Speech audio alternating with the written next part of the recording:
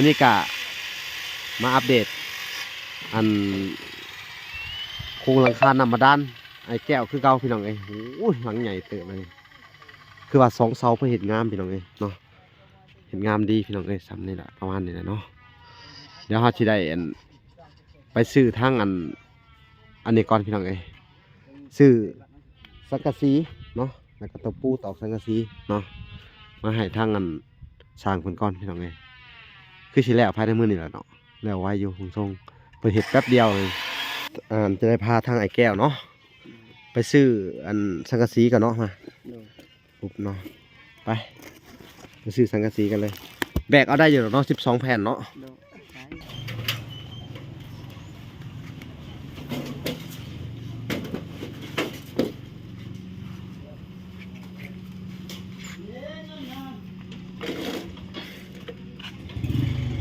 โอเคเนาะทุกคนเนาะ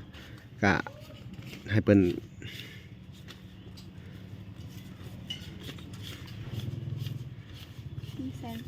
400,000มัน400,000-500,000ไปทาไปประทอนเนาะ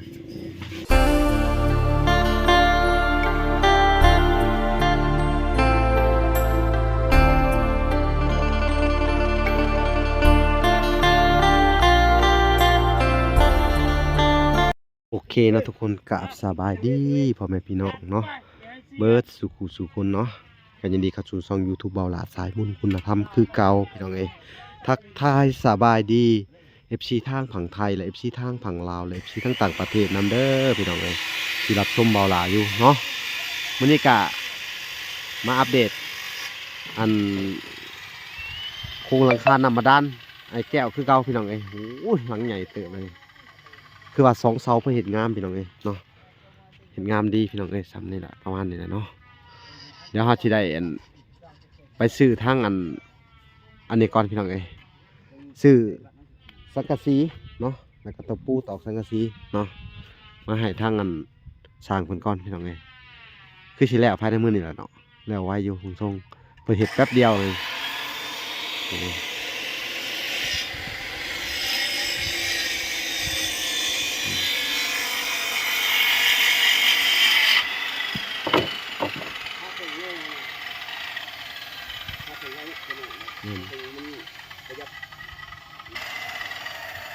นไหมพี่น้องเดี๋ยวให้ถามสั่งไงเพิ่นว่าใช้สังกะสีจักแผ่นสิได้ไปซื้อเลยเนาะพี่น้องเนาะอ้าวโอเคสบายดีแกสบายดีสั่งสบายดีขอถามนิดนึงเนาะเรื่องสังกะสีแหละว่าใช้จักแผ่นเนี่ยจ้อยมัน14ผู้เบิ่งชงไปเบิ่งดูดีๆดูไปวัดดูไล่ให้พอนะไล่ให้พอเลยว่าจักพุดเขาจะได้เอามาถึกเลยทีเดียวฮะหานเพิ่นว่าค่อยเว้ามัน8 ฟุตเนาะพี่น้องเอ้ย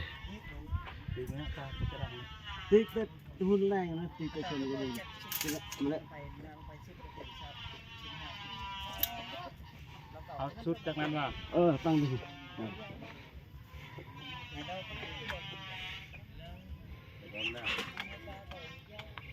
ขึ้นเลยมันมีปูนจับไว้เลยกูแล้วเขาสิเอาปูนมาทีหลังเด้อแต่จุเจ้าก็ยังเป็นหน้าที่ของจุเจ้าคือเก่าเลยเขาแล้วหลังเขาสิมอบเงินให้แต่ว่าจุเจ้าก็ยังเฮ็ดต่อตัวนี้บ่อยผสมเลยโอเคแล้วจะให้ทางไอ้แก้วหามานี่ขุดให้เป็นลาดเอียงพุ่นแล้วเอานำมาถมเนาะเอาได้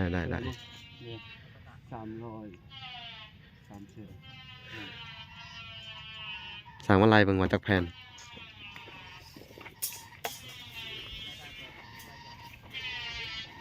พี่น้องเอ้ย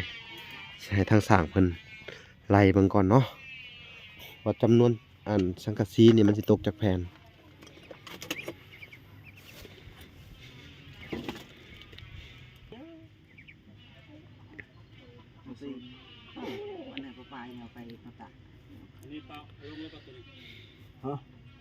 พอก้อนเขายังว่าเขายังใส่เป็นลมยันเป็นกระต่อ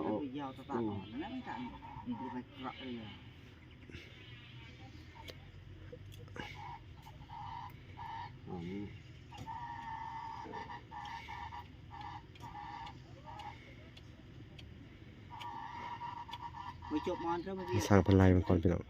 จบแล้ว 6,000 12,000เลย 12เนาะโอเคพี่น้องเอ้ยแล้วก็ตะปูน้ำเนาะจัก ตัวน้ำมันครึ่งโล ครึ่งโลเอาพี่น้องเอ้ย เอาพี่น้องสิได้พาไปก่อนแล้วเอาพี่น้องเอ้ยเวลาก็จะได้ไปซื้อสังกะสี12แผ่นเนาะอันนี้ก็ใช้งบประมาณของทั้งแม่แก้วคือเก่าพี่น้องเอ้ยเนาะเพิ่นก็ฝากมาให้เวลาเฮ็ดโครงหลังคาเนาะนี่แหละไอ้ทั้งให้ทั้งอันไอ้แก้วเพิ่นพี่น้องเอ้ยพี่น้องเอ้ยจะได้พาทางไอ้แก้วเนาะไปซื้ออันสังกะสีกันเนาะมาปุ๊บเนาะไปซื้อสังกะสีกันเลยแบกเอาได้อยู่เนาะ12แผ่นเนาะไปซื้อน้ำกันเลยพี่น้องแล้วก็จะได้ซื้อกับข้าวมาให้สั่งน้ำไหนเนาะ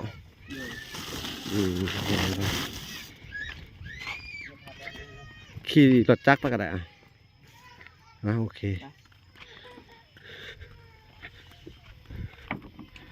เนาะพี่น้องแล้วไปพอกันอยู่ทางห้านขายเครื่องเลยพี่น้องพี่น้องเนาะ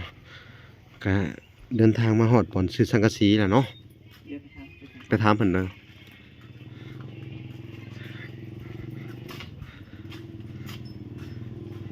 เขาจะซื้อเป็นสังกะสี8 ฟุตพี่น้องเอ้ยเนาะ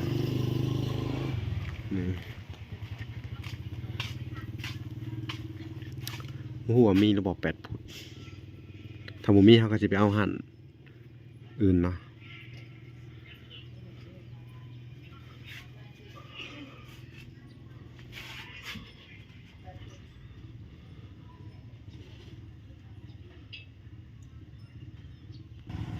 วันไหนเขาไปหั่นใหม่เนาะหั่นแถวเคยซื้อปุ่นแหละโอเคเขาไปหั่นนะพี่น้องเลยไปเลย ไปพอกันอยู่หั่นตัวใหม่เลยพี่น้องเลยอันนี้กะมาซื้อหั่นประจำพี่น้องเลยเนาะ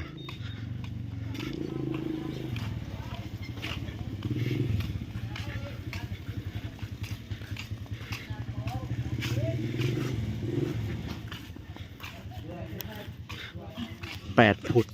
น่าจะมีอยู่พี่น้องหั่นประจำเคยมาซื้อประจำเนาะหั่นนี่8 ฟุต35เอา12 แผ่น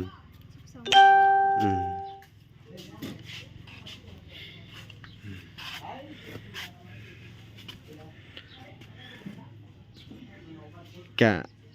เห็ดวินให้อ้ายน้ำหน่อยเด้อ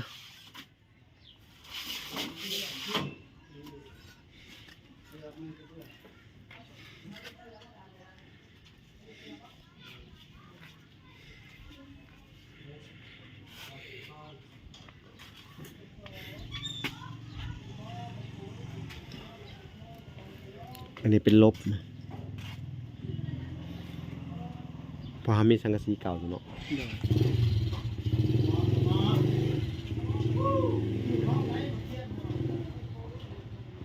เบิ่งมันนับก่อนพี่น้องมัดเอาก็ได้เด้อน้อง12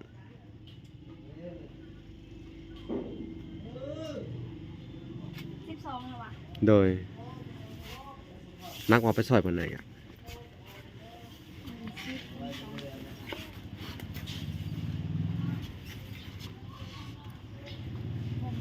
ก็แล้วก็มัดมีอันน่ะบ่เล็กลวดบ่เอาลวดมัดเอาก็ได้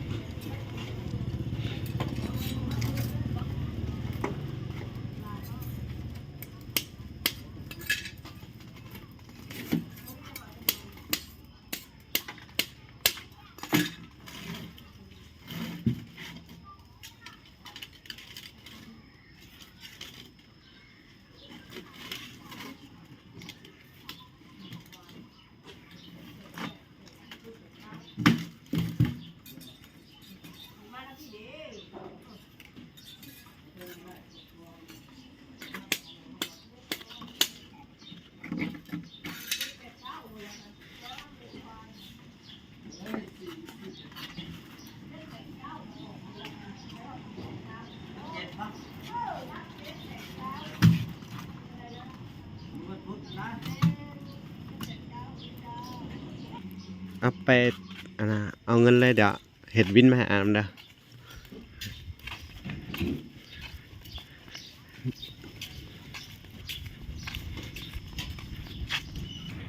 เอาโอเคเนาะทุกคนเนาะก็ให้เป็น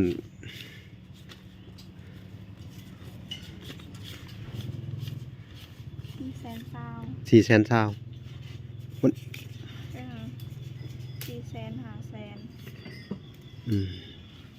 ไปเท้าไปกระทอนเนาะ400,000เนาะทุกคนเนาะเขาก็จะได้เอาสังกะสีไปเห็ดโครงหลังคาให้ทั้งอันไอ้แก้วเพิ่นเป็นไงมีตะปูนำบ่เอาที่เหลือกะเบิ่ง ตะปูหยัง ตะปูต่อสังกะสีนี่แหละ เอา30,000 มัน30,000เท่านี้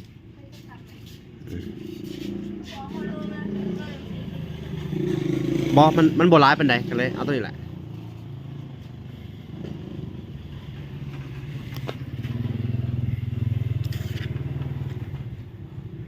ตะปูน้ำเนี่ยพี่น้องเอ้ย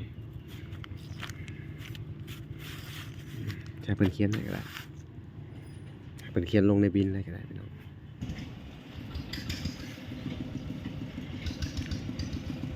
เขียนบินตะปูไปนำพี่น้องโอเคจำนวนค่าใช้จ่ายเนาะพี่น้องเอ้ยโอเคเดี๋ยวเวลาจะได้เดินทางไปซื้อกับเขาวแล้วก็จะได้เอาไปให้เป็นมุงเนาะพี่น้องเอ้ยโอเคพอกันไหมพี่น้องเอ้ยเวลาก็จะซื้อไก่ย่างเอาไปให้ทางสางเพิ่นเนาะสุกหรอวะหน่อยหนึ่งมียังไงไก่ย่างปิ้งปลาปิ้งเท่าไหร่บ่10,000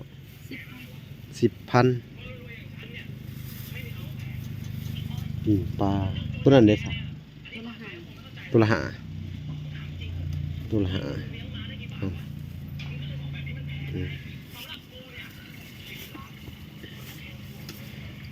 โอเคแล้วเอามีแนวอันน่ะบ่เอามักแตงก็ได้เนาะเอามักแตงพี่น้องถุงหนึงเอาไปตำให้เพิ่นให้สร้างกินน้ำมันสิเนาะไปวันนี้แบกเอาสังกะสี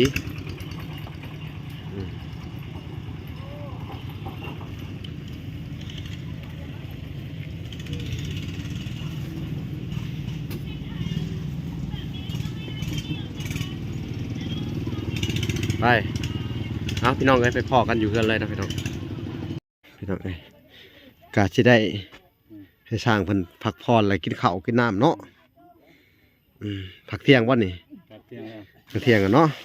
พักเที่ยงแล้วจังเฮ็ดเนาะ แรกแล้วมุ่งมัน ฮะ วันแรกแล้วมุ่งมัน เเดี๋ยว พี่น้องเอ้ยนี่แหละ ปลาตีตายมาสิตำมักแตงลูกมา มื้อนี้กะอัน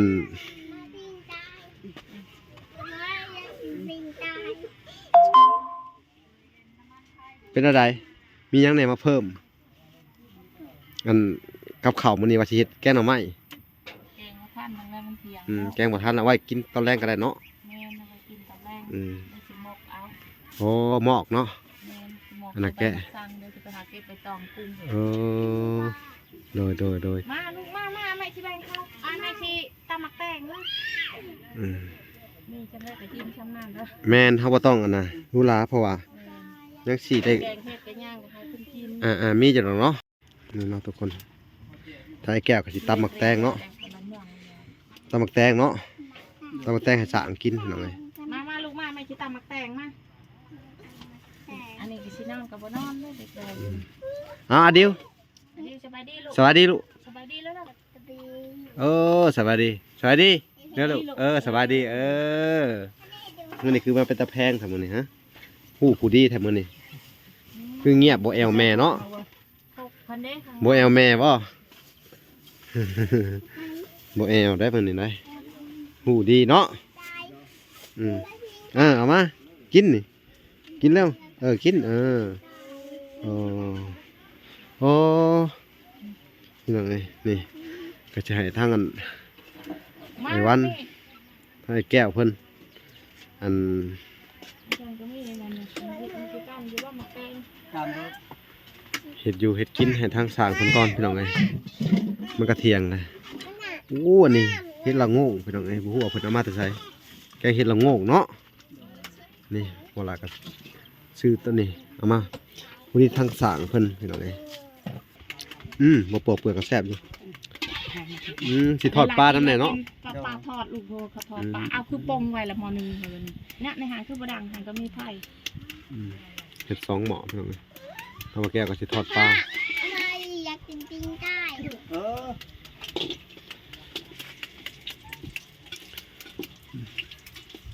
มานั่นจะตัดให้อืม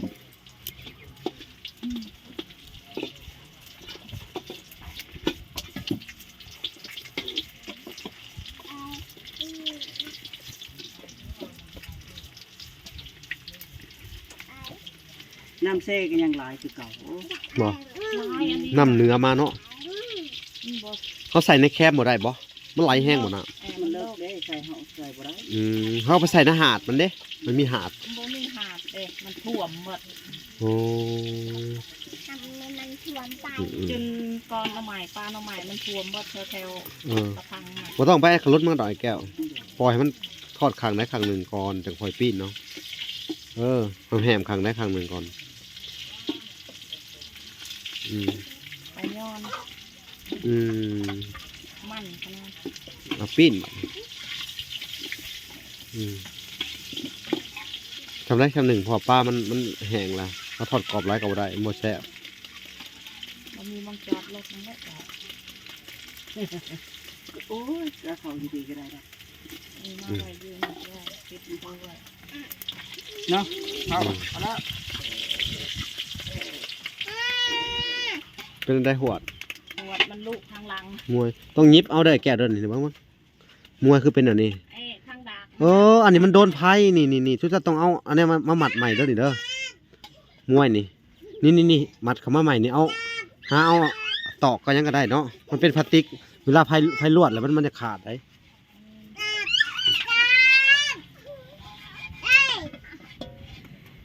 เอาอย่าดื้ออย่าดอกกันเอา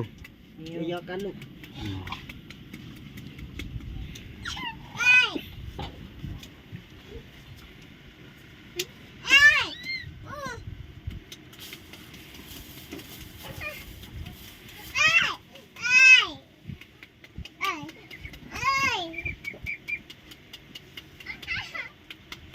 เดี๋ยวใหญ่ทาย อันนี้ก็เห็ดกินเห็ดอยู่เห็ดทางสร้างเพิ่นพี่น้องเอ้ย เร็ว กิ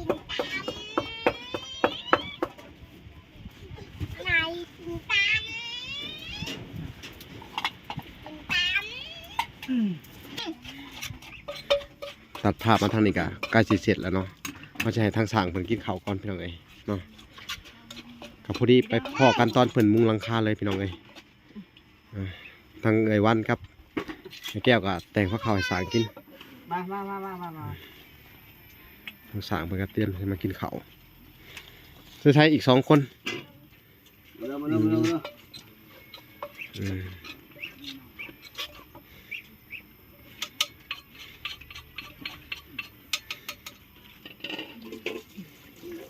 พี่นันกินบ่ อ่ะเข้าไปสร้างห้องเขามาขยะ มาเด้อมาเด้อกินข้าว อืม เร็ว ข้าวโฮมปลา ได้เขา ข้าวโฮมตัว ไปชรีลาที่ โอเคนะทุกคนเนาะคลิปของเฮาก็สิจบแต่เพียงเท่านี้ก่อนจะให้สร้างเพิ่นกินข้าวก่อนเนาะโอเคพอกันใหม่คลิปหน้าตอนเพิ่นตอก กินอ่ะ หลังคาธรรมดาเนาะพี่น้องโอเคบ๊ายบาย